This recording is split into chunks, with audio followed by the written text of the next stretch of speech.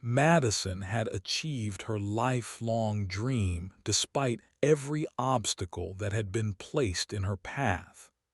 She was now a certified Army helicopter pilot, and she was ready to prove that she deserved to be there.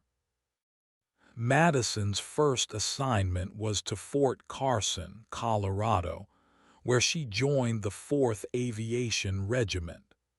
The unit was responsible for providing aviation support to infantry divisions, including medical evacuation, supply transport, and reconnaissance missions. Madison was assigned to fly A-60 Blackhawk helicopters, the same aircraft she had trained on during flight school. The transition from training to operational flying was challenging but exhilarating. Madison found herself working with experienced pilots who welcomed her to the unit and helped her adapt to the demands of real-world military aviation.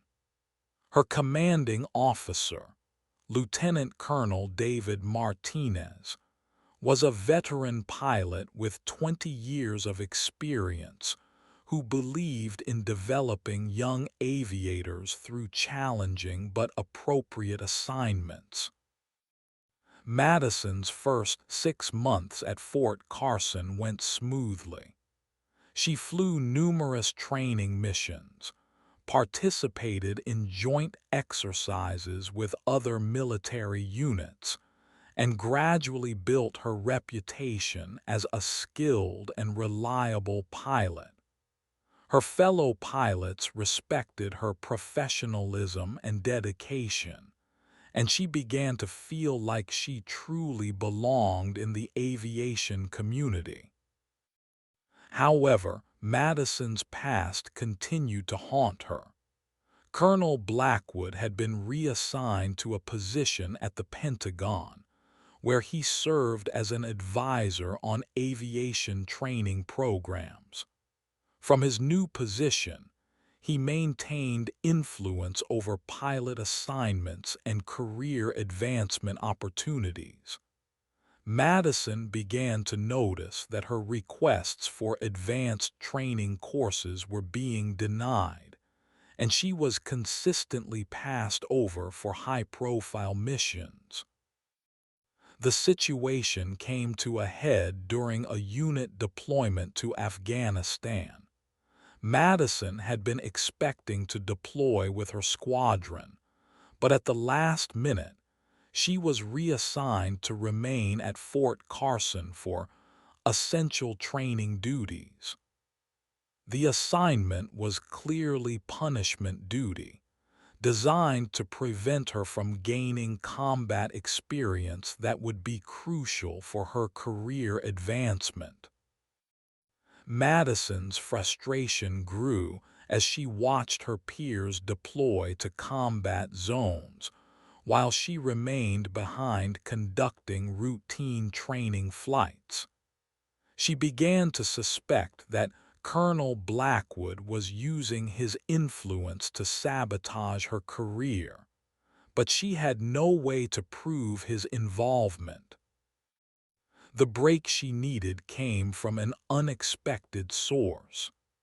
Captain Lisa Rodriguez, the pilot who had mentored Madison during her flight school struggles, was now serving as a staff officer at the Pentagon.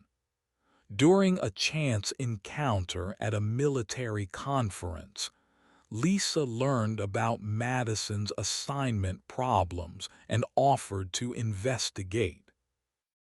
"I've been tracking some irregularities in pilot assignments," Lisa told Madison during a private conversation. "There seems to be a pattern of female pilots being denied advancement opportunities, and I suspect it's connected to our old friend Colonel Blackwood." Lisa's investigation revealed that Colonel Blackwood had been systematically interfering with the careers of female pilots who had challenged his authority. He used his position to influence assignment decisions, block training opportunities, and sabotage advancement recommendations. His actions were subtle and difficult to prove, but the pattern was clear to anyone who knew what to look for. Armed with this information, Madison decided to take a different approach. Rather than filing formal complaints that could be buried or ignored, she began building a network of female pilots who had been affected by Colonel Blackwood's interference. The group shared information about assignment irregularities, documented discriminatory practices, and supported each other through the challenges of military career advancement. The network grew quickly as word spread through unofficial channels. Madison discovered that dozens of female pilots had experienced similar problems with their careers, and many traced their difficulties back to Colonel Blackwood's influence. The group began collecting evidence and building a comprehensive case that would be difficult for military leadership to ignore. Meanwhile, Madison continued to excel in her duties at Fort Carson. She became known as one of the most skilled pilots in her unit, and her commanding officer began recommending her for advanced training opportunities, despite the mysterious resistance she encountered from higher headquarters. The breakthrough came during a particularly challenging rescue mission in the Colorado mountains. A group of civilian hikers had become stranded during a sudden blizzard, and traditional rescue teams were unable to reach them due to extreme weather conditions. The mission would require flying in near-zero visibility through treacherous mountain terrain, and most of the unit's senior pilots were unavailable due to other commitments. Lieutenant Colonel Martinez called Madison into his office on a Tuesday morning in January. "Thompson, I've got a mission that's going to test everything you've learned," he said seriously. "Weather conditions are marginal at best, and the terrain is some of the most challenging in the state. Are you ready for this?" Madison felt a familiar flutter of nervousness, but her voice was steady when she replied, "Yes, sir, I'm ready." The mission briefing revealed the full scope of the challenge. 4 hikers were trapped on a narrow ledge about 50 miles into the wilderness, surrounded by steep cliffs and dense forest. The weather forecast showed heavy fog, snow, and wind gusts up to 40 miles per hour. The rescue would have to be conducted at altitudes above 10,000 feet, where the thin air would affect helicopter performance.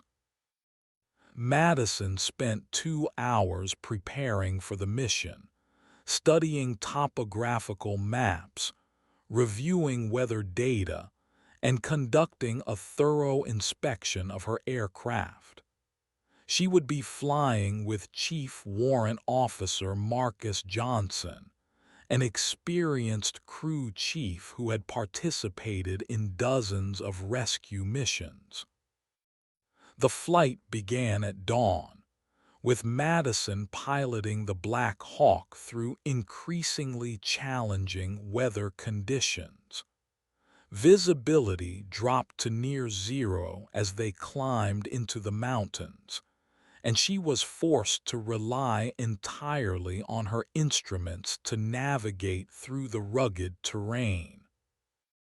"This is about as bad as it gets," Chief Johnson commented over the intercom as they flew through a particularly dense cloud bank.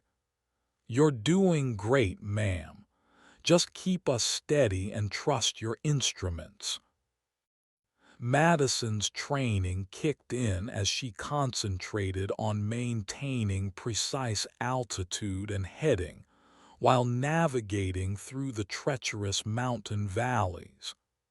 The helicopter shuddered in the wind gusts, and ice began forming on the windscreen, but Madison kept her focus on the mission. After 90 minutes of flying, they reached the general area where the hikers were reported to be stranded. Madison began a systematic search pattern, flying at dangerously low altitudes to peer through the fog and snow. The terrain was so steep that she had to maintain forward airspeed while maneuvering between rocky outcroppings and tall trees. "There," Chief Johnson shouted suddenly. "I see them on that ledge at 2 o'clock." Madison banked the helicopter carefully and approached the narrow ledge where 4 figures were huddled together. The landing zone was impossibly small, with barely enough room for the helicopter's wheels, and the surrounding terrain dropped away into deep chasms on 3 sides. "Ma'am, I don't think we can land there," Chief Johnson said doubtfully. "The space is too tight, and the downdraft from our rotors might blow those people right off the ledge." Madison studied the situation carefully. The standard rescue procedure would be to hover above the ledge and lower a rescue basket, but the wind conditions made hovering extremely dangerous. A sudden gust could slam the helicopter into the cliff face or send it tumbling into the valley below. "We're going to have to land," Madison decided. "It's the only way to get them out safely." She began a careful approach to the ledge, using every bit of skill she had developed during her training. The helicopter's rotor blades cleared the cliff face by mere inches as she settled the aircraft onto the narrow strip of rock. The landing was so precise that the wheels touched down exactly where they needed to be, with no room for error. Chief Johnson jumped out immediately and began helping the stranded hikers into the helicopter. All 4 were suffering from hypothermia and exhaustion, but they were conscious and able to move with assistance. Within 5 minutes, everyone was aboard and secured. The takeoff was even more challenging than the landing. Madison had to lift off vertically while avoiding the cliff walls, then immediately bank away from the mountain face as wind gusts threatened to push the helicopter into the rocks. She executed the maneuver flawlessly, and they were soon flying back toward Fort Carson with their rescued passengers. "Outstanding flying, ma'am," Chief Johnson said as they descended through the clouds. "I've been doing this for 15 years, and I've never seen anyone handle conditions like that with such skill." Madison felt a surge of pride and accomplishment. She had successfully completed one of the most challenging rescue missions in her unit's history, and she had done it under conditions that would have defeated many more experienced pilots. The mission made Madison something of a legend at Fort Carson.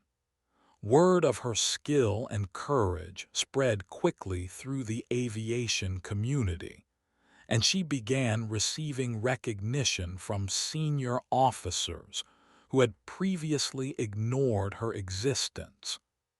Lieutenant Colonel Martinez recommended her for a commendation medal and put her name forward for advanced training opportunities. But Madison's greatest satisfaction came from knowing that she had proven herself in the most demanding circumstances possible. No one could question her ability or dedication after the mountain rescue mission, and she had demonstrated that she deserved to be treated as an equal to any pilot in the Army. The success also caught the attention of Colonel Blackwood's supervisors at the Pentagon.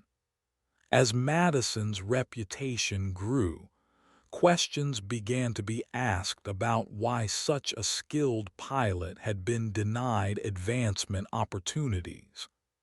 Lisa Rodriguez used the opportunity to present her evidence about Colonel Blackwood's pattern of discrimination, and a formal investigation was launched. Madison learned about the investigation through unofficial channels, but she was careful not to get her hopes up. She had been disappointed too many times in the past to believe that justice would necessarily prevail. Instead, she focused on her flying and continued to excel in every mission she was assigned. The investigation took 6 months to complete, but the results were devastating for Colonel Blackwood. The inquiry found clear evidence of systematic discrimination against female pilots, including manipulation of assignment decisions and interference with career advancement opportunities. Colonel Blackwood was forced to retire from the Army, and several of his associates were also disciplined for their roles in the discriminatory practices.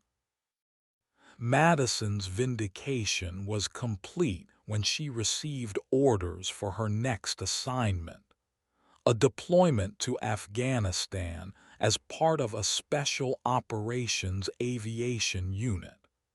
The deployment would give her the combat experience she needed to advance her career, and it represented the kind of high-profile assignment that had been denied to her for years.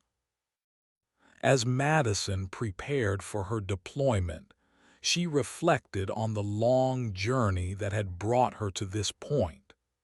She had faced discrimination, sabotage, and seemingly insurmountable obstacles, but she had persevered through determination and the support of allies who believed in fairness and justice. The mountain rescue mission had been the turning point in her career, proving that she had the skills and courage to excel in the most challenging situations. But more than that, it had shown her that she could overcome any obstacle if she stayed focused on her goals and refused to be intimidated by those who tried to hold her back. Madison's story became an inspiration to other female pilots who faced similar challenges. She continued to mentor young aviators and advocate for fair treatment within the military aviation community. Her network of female pilots grew into a formal organization that provided support and resources for women pursuing careers in military aviation. Years later, Madison would look back on her struggles with Colonel Blackwood as a defining experience that shaped her character and strengthened her resolve. The obstacles that had seemed so overwhelming at the time had ultimately made her a better pilot and a stronger person. She had learned that sometimes the system is rigged against you, but with persistence, skill, and the support of allies, it's possible to overcome even the most entrenched discrimination. The mountain rescue mission remained the highlight of Madison's career, but it was just the beginning of a distinguished service record that would eventually lead to her promotion to senior leadership positions within the Army aviation community. She never forgot the lessons she learned during those dark days of struggle, and she used her position to ensure that future generations of female pilots would have the opportunities and support they needed to succeed. Madison's deployment to Afghanistan exceeded all expectations. She flew over 200 combat missions, including medical evacuations, supply runs, and special operations insertions. Her skill as a pilot was recognized by both her fellow aviators and the ground forces she supported. She earned several decorations for valor, including a Distinguished Flying Cross for a particularly dangerous mission that saved the lives of 12 wounded soldiers. The combat experience transformed Madison from a skilled pilot into a true aviation leader. She learned to make split-second decisions under extreme pressure, manage complex missions with multiple aircraft, and inspire confidence in her crew members during the most challenging circumstances. Her reputation grew throughout the theater of operations, and she was frequently requested by name for high-priority missions. One mission in particular demonstrated Madison's growth as both a pilot and a leader. Intelligence reports indicated that a group of American soldiers had been captured by insurgents and were being held in a compound deep in enemy territory. The rescue mission would require flying through heavily defended airspace at night, landing in a confined area under fire, and extracting the prisoners before enemy reinforcements could arrive. Madison was selected to lead a flight of 4 helicopters for the mission. She would pilot the lead aircraft while coordinating the actions of the other 3 helicopters and their crews. The mission required precise timing, flawless communication, and the ability to adapt quickly to changing circumstances. The flight launched at midnight on a moonless night in October. Madison led her formation through a series of low-level maneuvers designed to avoid enemy radar and surface-to-air missiles. The helicopters flew just 50 feet above the ground, using night vision equipment to navigate through the rugged terrain. As they approached the target compound, Madison's aircraft began taking small arms fire from the ground. She maneuvered aggressively to avoid the incoming rounds while maintaining formation integrity and keeping her crew focused on their individual responsibilities. "All stations, this is Eagle Lead," Madison called over the radio. We're taking fire from multiple positions. Maintain formation and prepare for hot landing. The landing zone was a small courtyard surrounded by buildings where enemy fighters were positioned. Madison had to bring her helicopter down under fire while her door gunners provided suppressive fire to protect the assault team.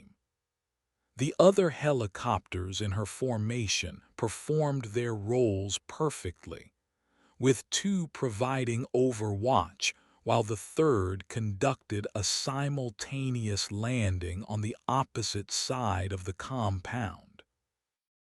The ground assault team successfully rescued the captured soldiers and was back aboard the helicopters within 8 minutes. Madison lifted off immediately and led the formation through a series of evasive maneuvers as they departed the area. Enemy fire continued until they were several miles away from the compound, but all 4 helicopters and their crews returned safely to base. The mission was hailed as a complete success, and Madison was credited with exceptional leadership under fire. Her calm demeanor and professional execution had been instrumental in the mission's success, and she was recommended for promotion to major based on her performance.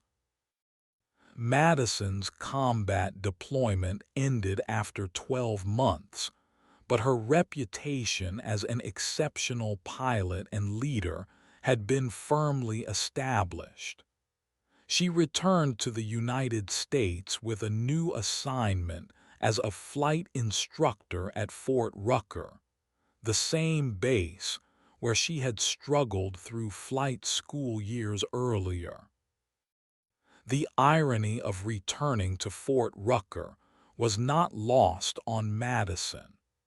She was now in a position to influence the next generation of military pilots, and she was determined to ensure that no student would face the kind of discrimination and sabotage that had nearly ended her own career.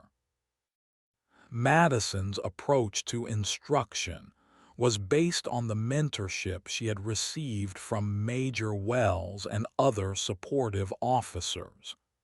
She challenged her students to excel while providing the guidance and support they needed to succeed. She was particularly attentive to female students, understanding the unique challenges they faced in a male-dominated field.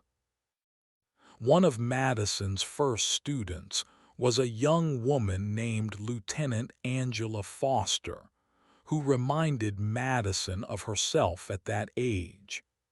Angela was talented and dedicated, but she lacked confidence and seemed overwhelmed by the demands of flight training. Madison recognized the signs of a student who was struggling with self-doubt rather than lack of ability. "Foster, I want to see you in my office after today's flight," Madison said after observing Angela's performance during a training exercise. Angela looked worried, clearly expecting criticism or disciplinary action. In her office, Madison spoke candidly about her own struggles during flight school.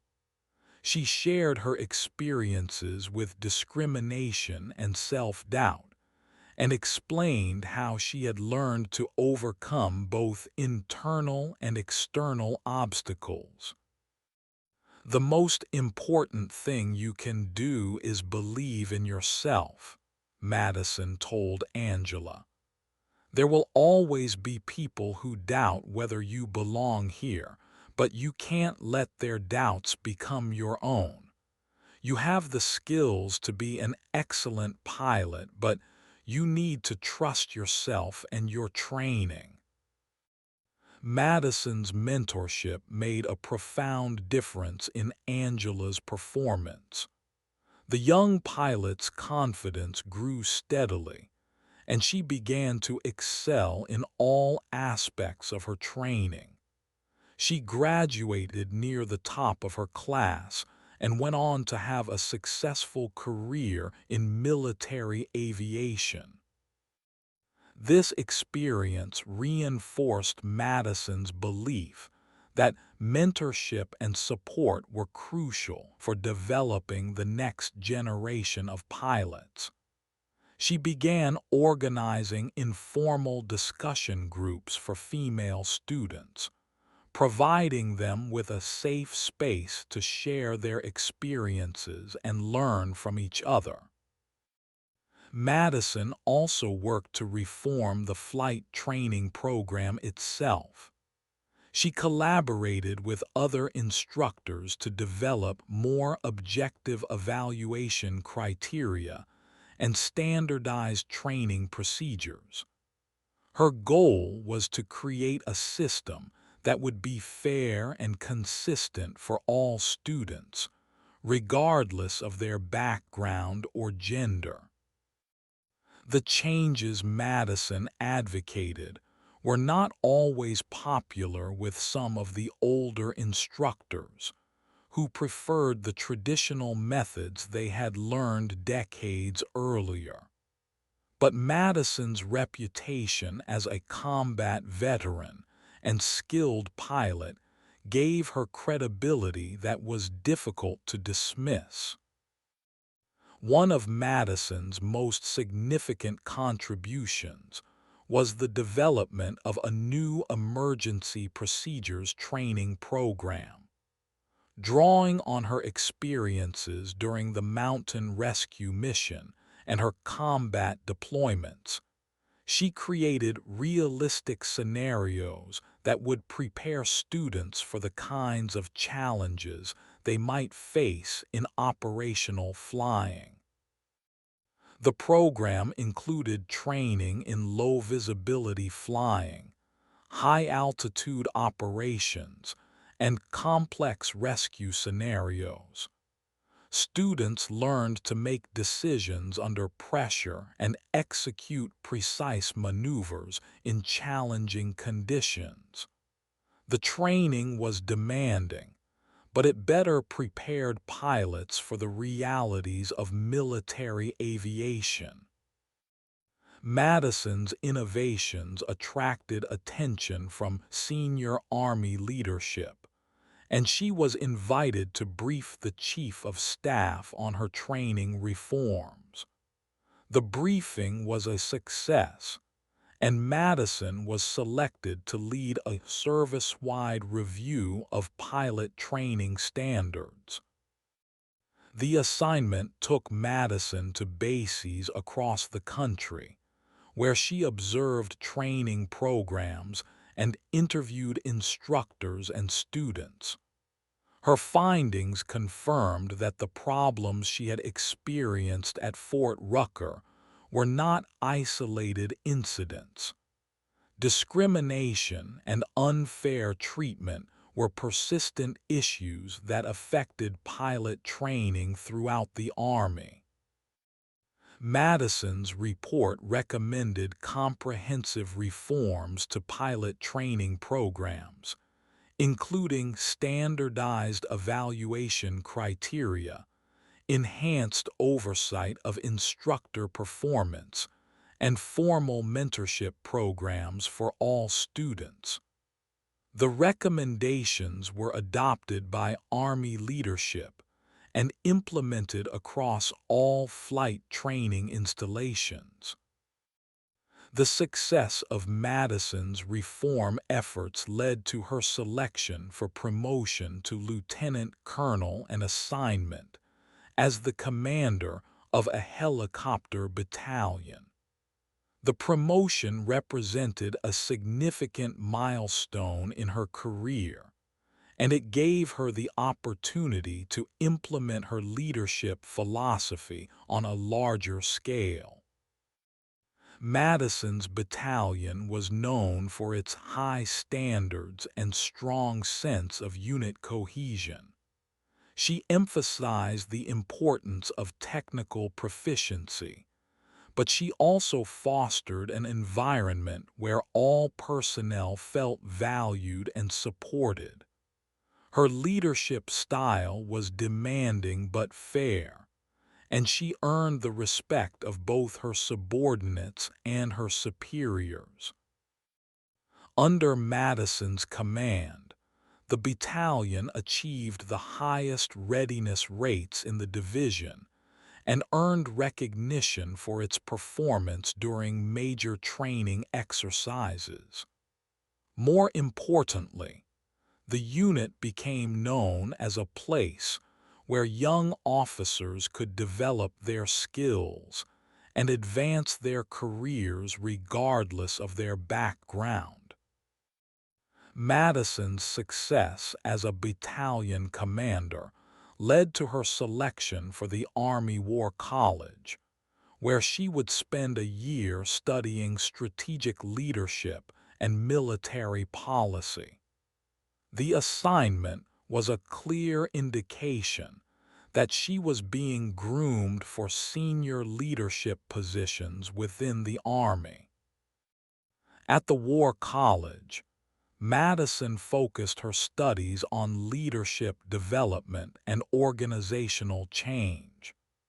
She wrote her thesis on gender integration in military aviation, drawing on her personal experiences and extensive research to recommend strategies for creating more inclusive and effective organizations. The thesis was well received by the faculty and was later published in a professional military journal. Madison's work became required reading for senior officers studying diversity and inclusion issues, and she was frequently invited to speak at conferences and symposiums on the topic. Madison's year at the War College also gave her the opportunity to network with other senior officers from across the military. She built relationships with leaders who shared her commitment to fairness and excellence, and who would later become valuable allies in her efforts to reform military aviation. Upon graduation from the War College, Madison was promoted to colonel and assigned as the deputy commander of a major aviation installation. The position gave her responsibility for thousands of personnel and hundreds of aircraft, and it provided her with the experience she would need for even more senior leadership roles. In her new position, Madison continued to advocate for reforms that would improve opportunities for all military personnel. She implemented programs to support the career development of female officers and enlisted personnel, and she worked to create a culture of inclusion and mutual respect. Madison's efforts were not without controversy. Some traditionalists within the military resisted her reforms, arguing that they were unnecessary or potentially harmful to unit cohesion. But Madison's track record of success and her reputation as a skilled leader gave her the credibility to push through the resistance. One of Madison's most significant achievements was the establishment of a formal mentorship program that paired experienced officers with junior personnel. The program was designed to provide guidance and support to all military members, but it was particularly valuable for those who might otherwise lack access to informal mentorship networks. The program was so successful that it was adopted by other military installations and eventually became a service-wide initiative. Madison's innovation had created a lasting change that would benefit thousands of military personnel for years to come. As Madison's career progressed, she never forgot the lessons she had learned during her early struggles with Colonel Blackwood. She understood that institutional change required persistent effort and the courage to challenge entrenched practices. She also knew that individual acts of fairness and support could make a profound difference in the lives of those who faced discrimination or adversity. Madison's story became a source of inspiration for other women in the military, and she was frequently asked to speak at ceremonies and events celebrating diversity and inclusion. She used these opportunities to encourage young women to pursue their dreams despite the obstacles they might face. Success is not about avoiding failure, Madison would tell her audiences. It's about learning from failure and using those lessons to become stronger and more determined. The challenges you face today are preparing you for the leadership roles you'll fill tomorrow. Madison's influence extended beyond the military as well. She served on boards of directors for several organizations that supported veterans and promoted opportunities for women in aviation. Her civilian activities reinforced her military efforts to create a more inclusive and equitable society. After 25 years of military service, Madison retired from the Army with the rank of Brigadier General. Her retirement ceremony was attended by hundreds of officers and enlisted personnel whose careers had been positively influenced by her leadership and mentorship. In her retirement speech, Madison reflected on the journey that had brought her from a struggling flight school student to a senior military leader. She acknowledged the many people who had supported her along the way, and she emphasized the importance of paying forward the help and encouragement she had received. Each of us has the power to make a difference in someone else's life, Madison said.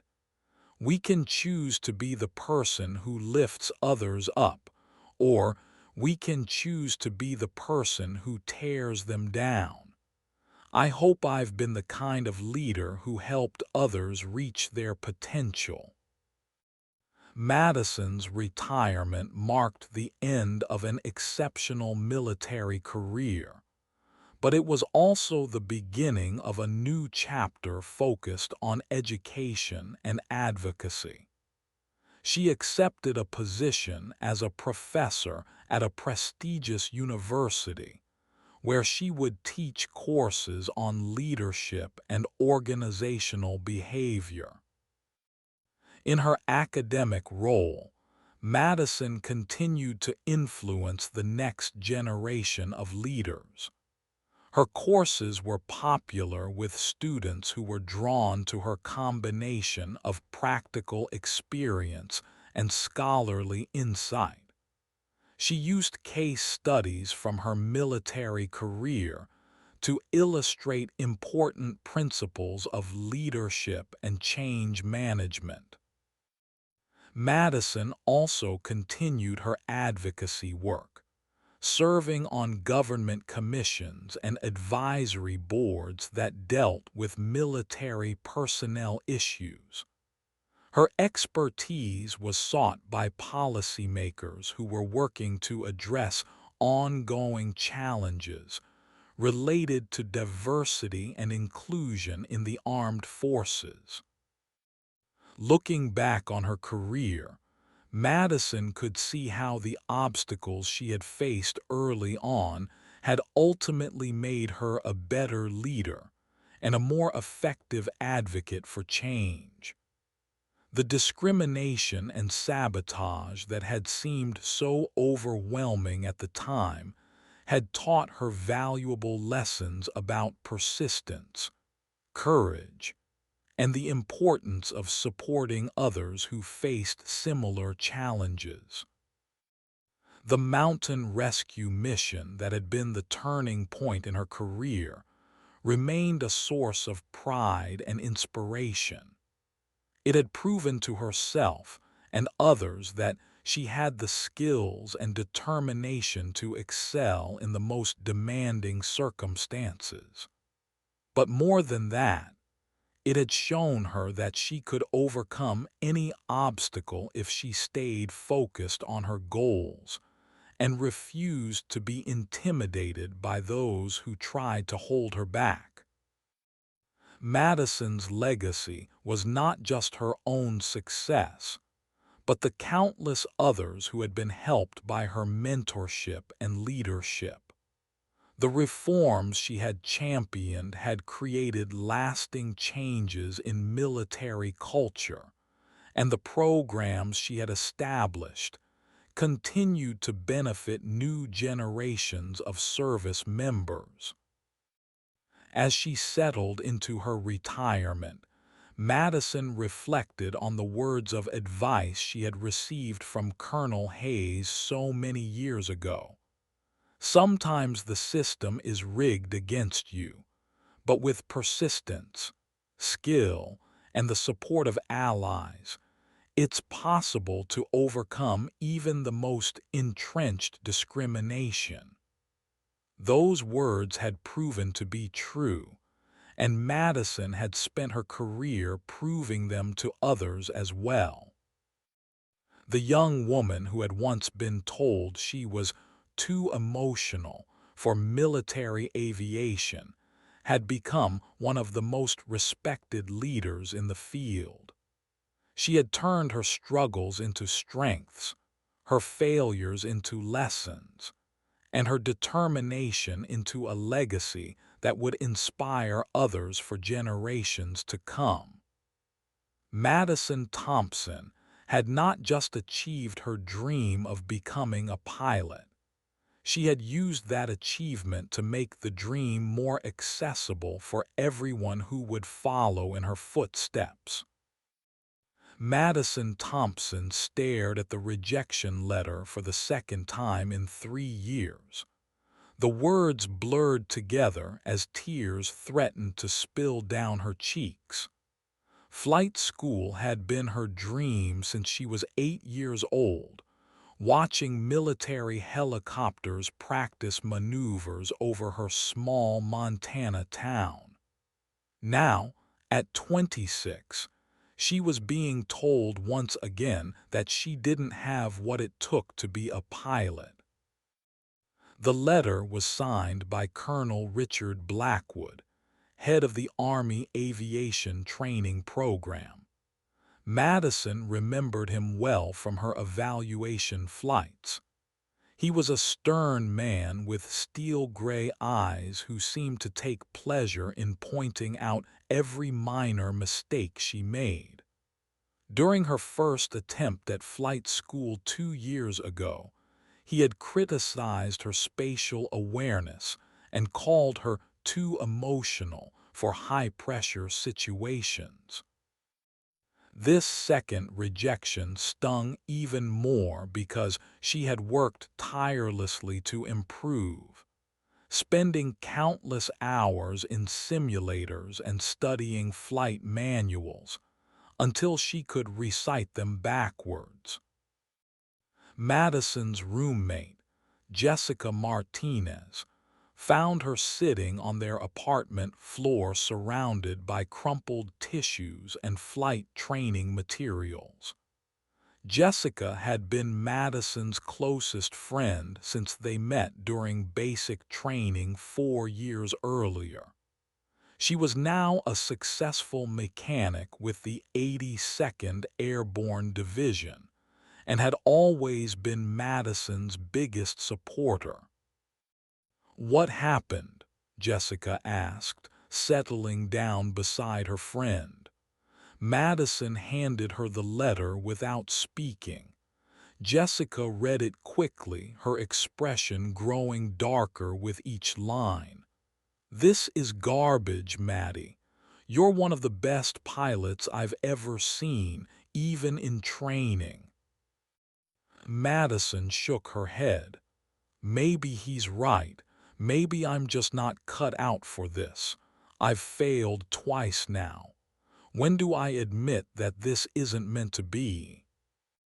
"Never," Jessica said firmly. "You know what this is really about. Blackwood has a reputation for being harder on women.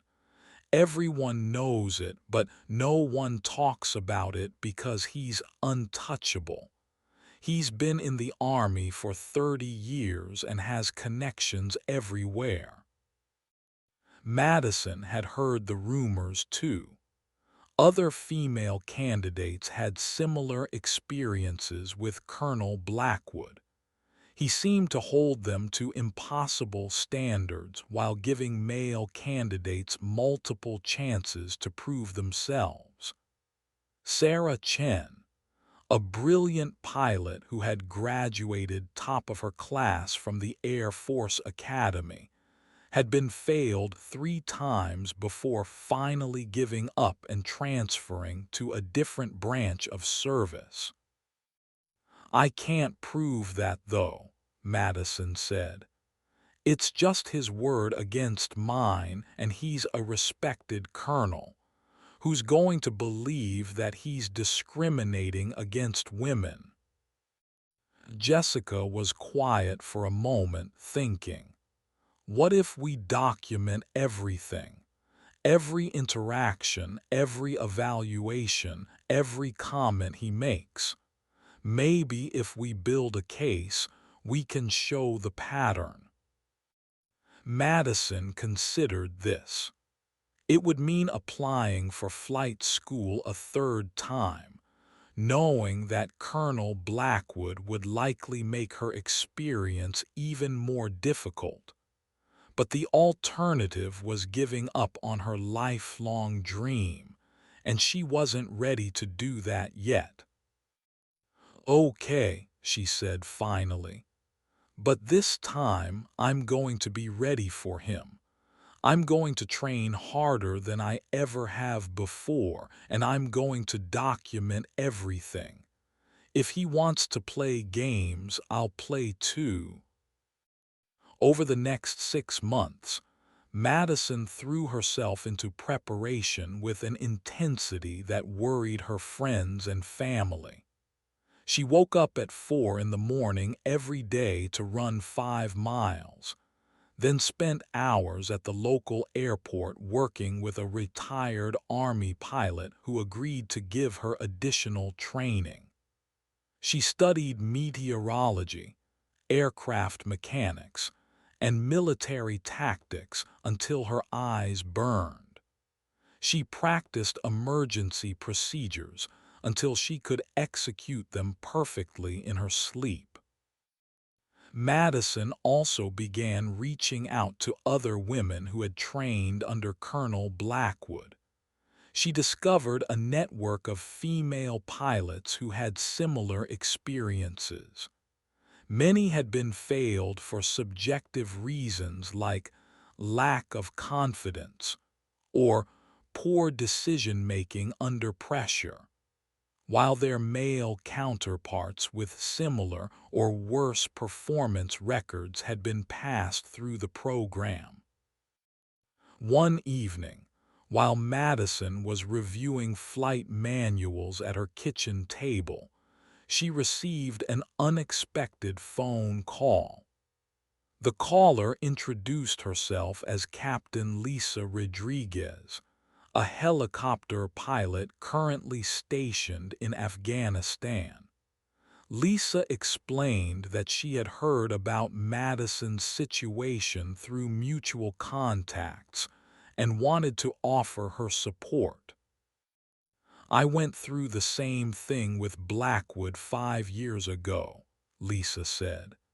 "Failed twice, almost gave up.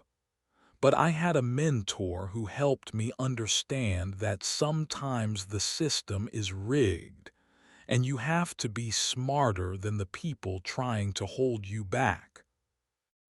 Lisa shared strategies she had used to succeed on her third attempt. She emphasized the importance of staying calm under pressure, documenting everything, and never giving Blackwood any ammunition to use against her. Most importantly, she warned Madison about Blackwood's tendency to create impossible scenarios during evaluation flights. "He'll put you in situations that are designed to make you fail," Lisa explained. "Weather conditions that are barely flyable, equipment malfunctions that would challenge even experienced pilots, emergency scenarios that have no good solutions. The key is to stay focused on flying safely and making sound decisions, even when he's trying to rattle you." As Madison's third application to flight school was processed, she felt a mixture of determination and dread. She knew that this would likely be her last chance. Military regulations typically didn't allow for more than 3 attempts at specialized training programs, and she had already pushed the boundaries by getting approval for a second try. The acceptance letter arrived on a Tuesday morning in March. Madison's hands shook as she opened it, barely believing that she was being given another opportunity.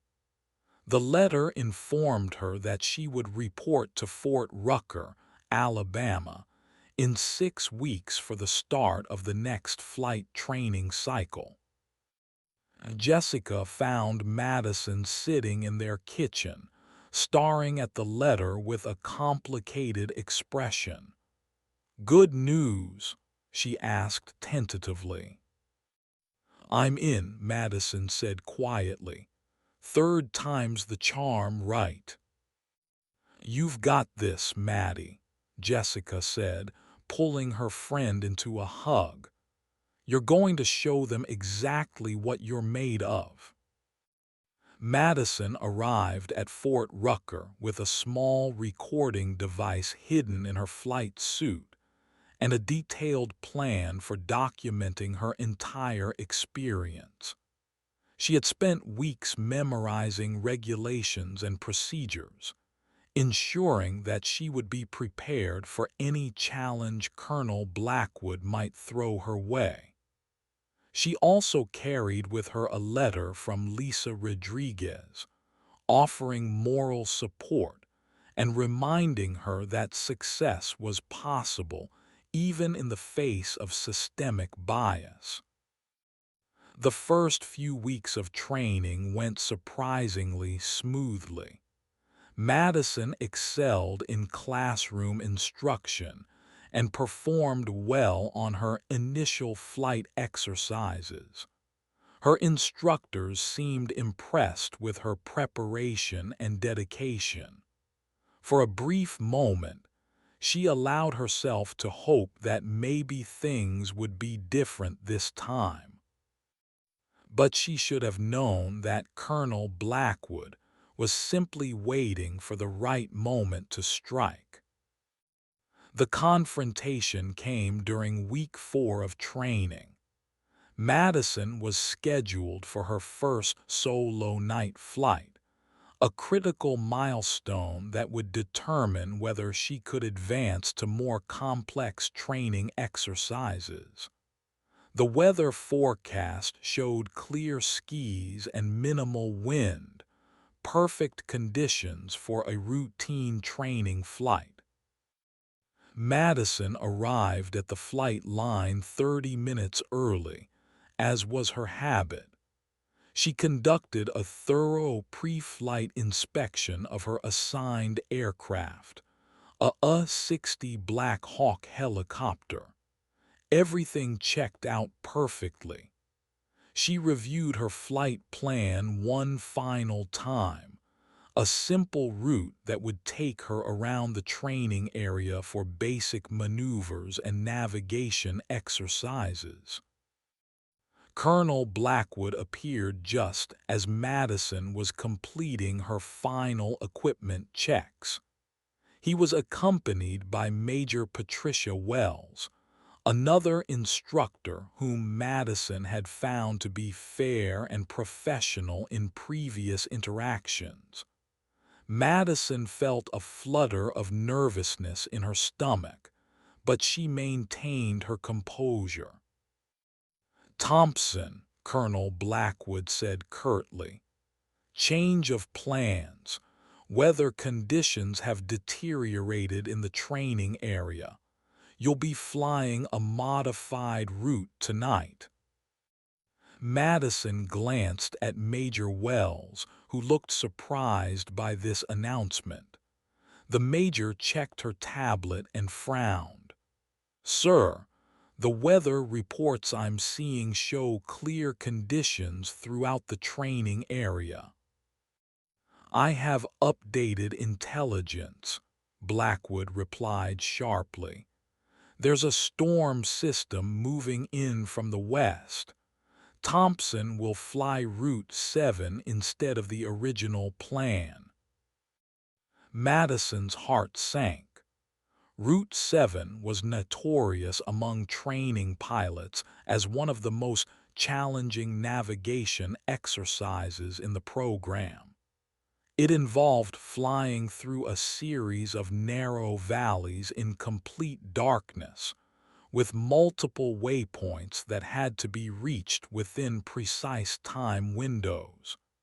Even experienced pilots found it difficult, and it was typically reserved for advanced students near the end of their training. "Sir, with respect, I don't think student Thompson has had sufficient preparation for Route 7, Major Wells said carefully. "Perhaps we could modify the original route to account for weather conditions while keeping the exercise appropriate for her current skill level." Colonel Blackwood's jaw tightened. "Major Wells, I'm quite capable of determining appropriate training exercises for my students. Thompson, you have 15 minutes to review the new route. I trust you won't let a little challenge intimidate you." Madison felt the familiar sting of his condescending tone, but she kept her expression neutral. "No, sir. I'll review the route and be ready to fly." As she studied the new flight plan, Madison realized that Colonel Blackwood had created an almost impossible scenario. The route required her to maintain specific altitudes while navigating through terrain that would challenge even seasoned pilots. Any deviation from the planned course could result in a failed evaluation, and the tight timing requirements meant there was virtually no margin for error. Major Wells approached Madison while Colonel Blackwood was briefing another student. "I want you to know that I've filed a formal objection to tonight's exercise," she said quietly. "This is not standard procedure, and I don't agree with the decision to modify your training plan at the last minute." "Thank you, ma'am," Madison replied. "I appreciate your support." "Just remember," Major Wells continued, "the most important thing is to fly safely. Don't let anyone pressure you into taking unnecessary risks. If conditions become unsafe, abort the mission and return to base. That's always the right decision." Madison nodded, understanding the message. Major Wells was warning her that Colonel Blackwood might try to push her into a dangerous situation. The night flight began smoothly enough.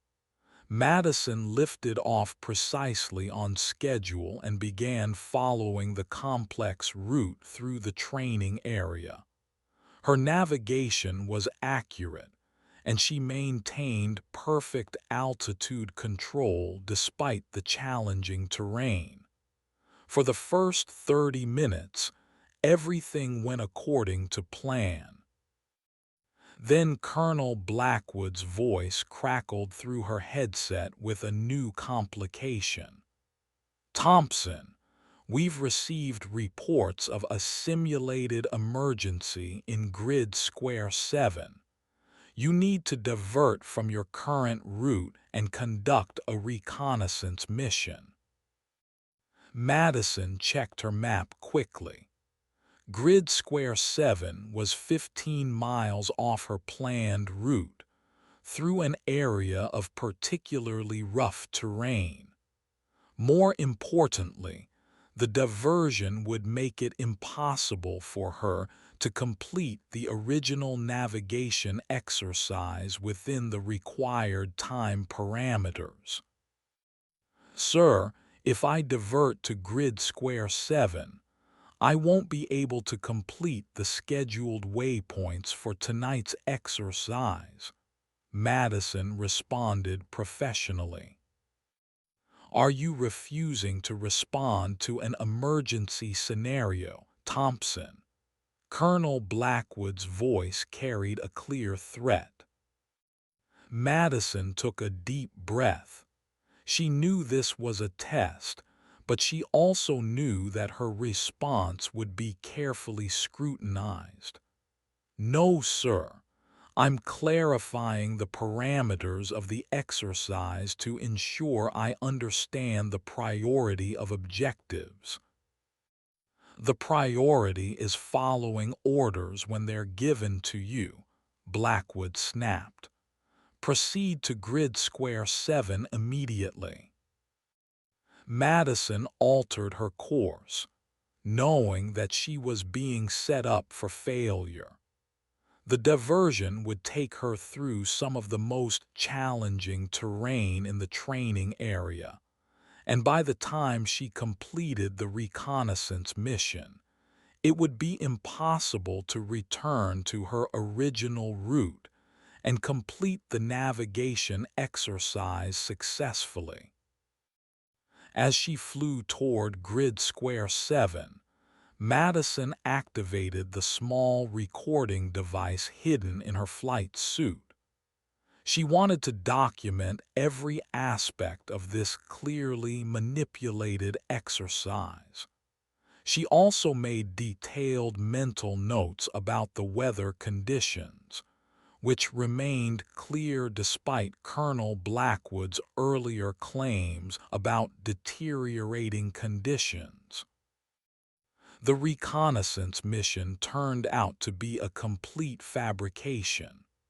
When Madison arrived at Grid Square 7, there was no emergency scenario, no ground personnel, and no objectives to complete. She spent 20 minutes searching the area before Colonel Blackwood finally instructed her to return to base. "Sir, I was unable to locate any emergency scenario in Grid Square 7, Madison reported over the radio. Perhaps your navigation skills aren't as sharp as you think they are, Blackwood replied. Return to base immediately.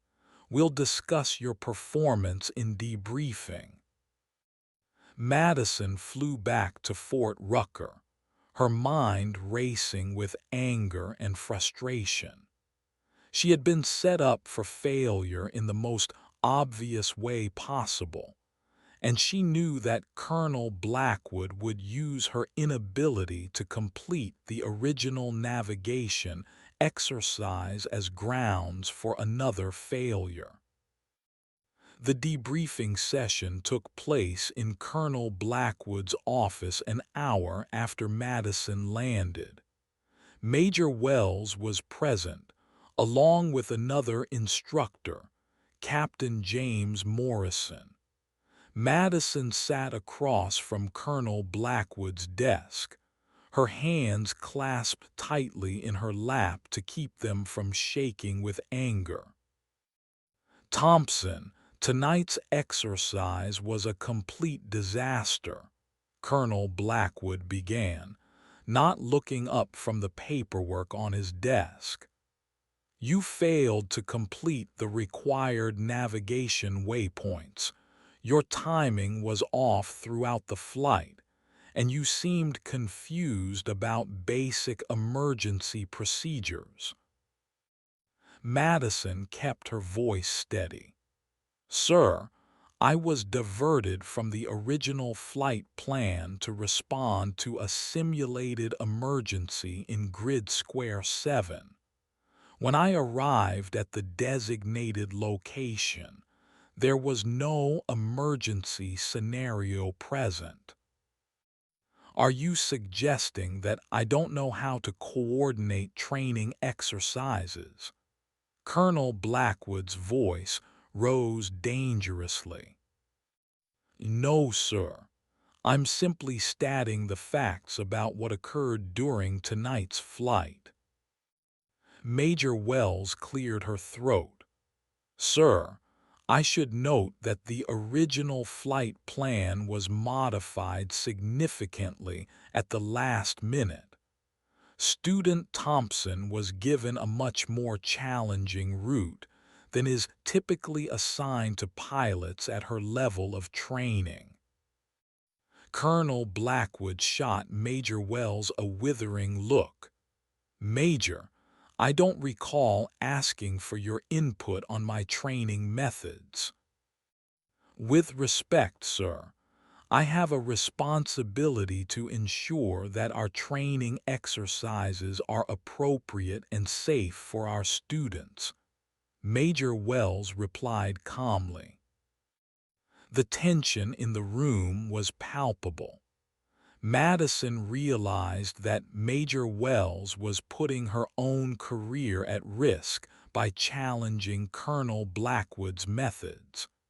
She felt a surge of gratitude toward the Major, but also worried about the consequences this confrontation might have for her supportive instructor.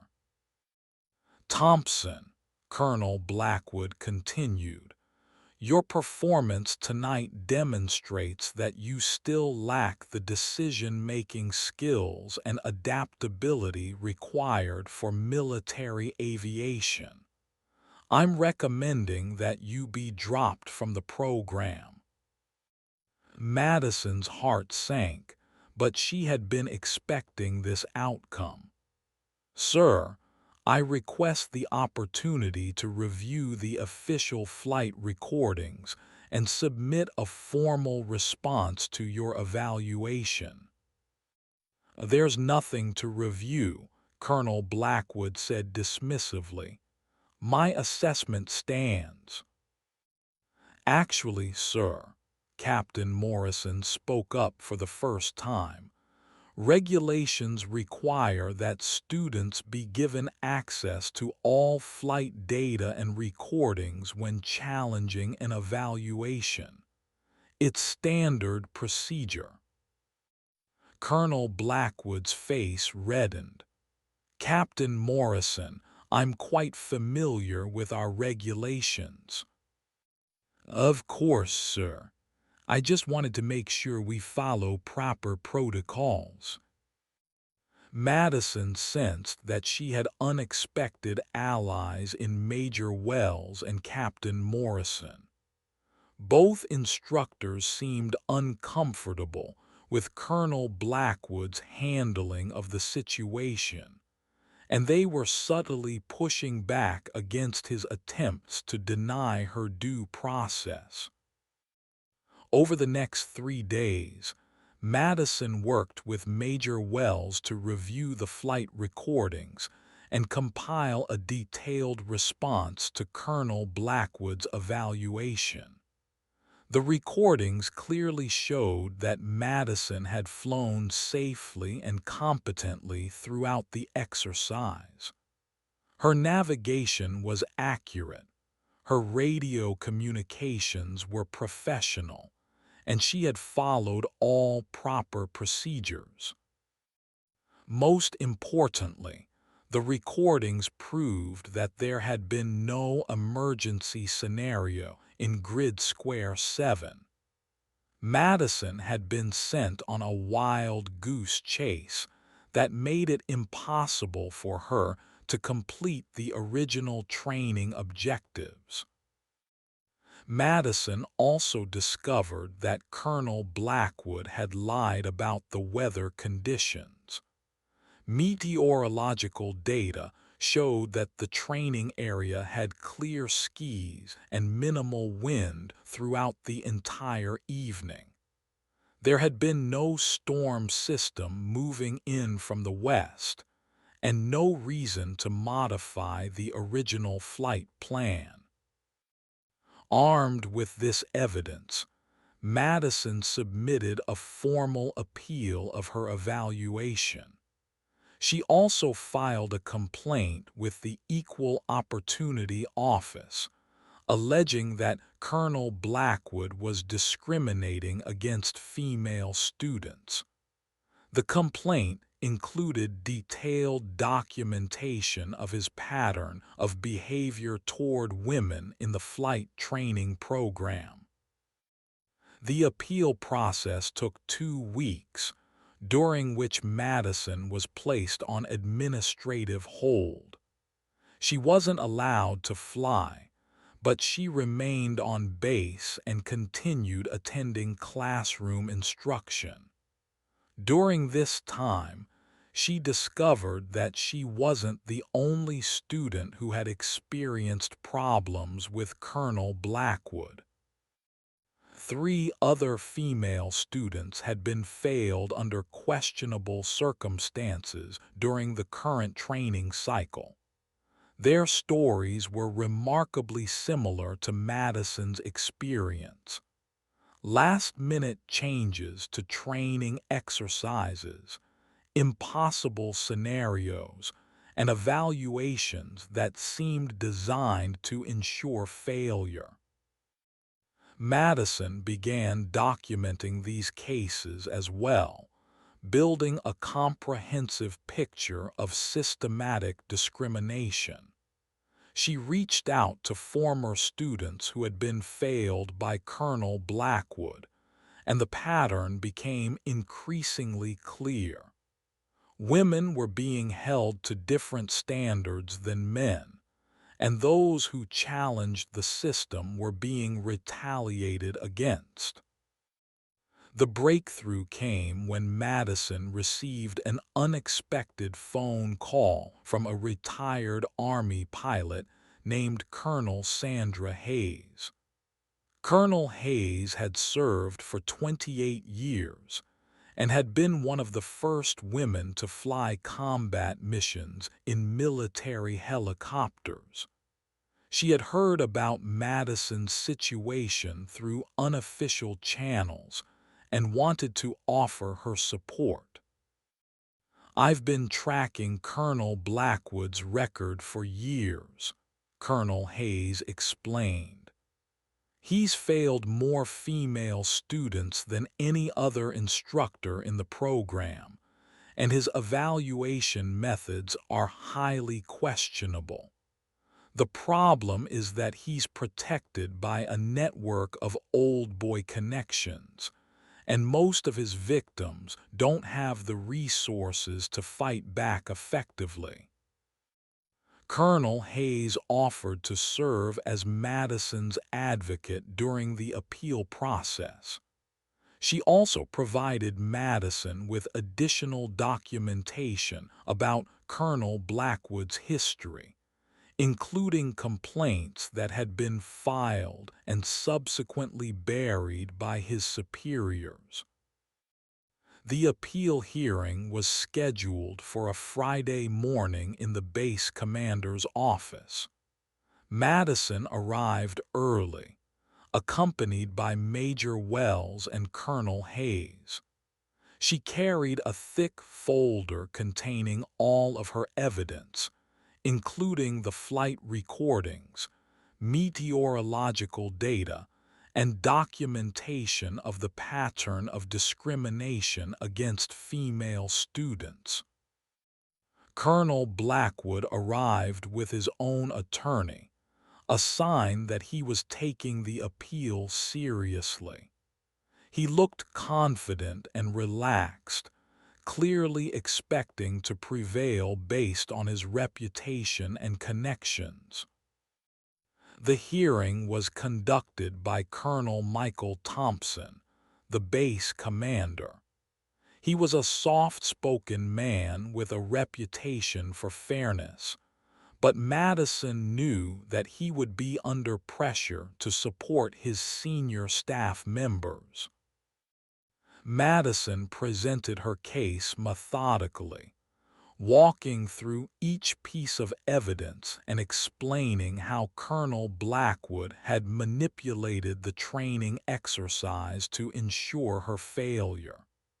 She played portions of the flight recordings, showed the meteorological data, and documented the pattern of discrimination against female students.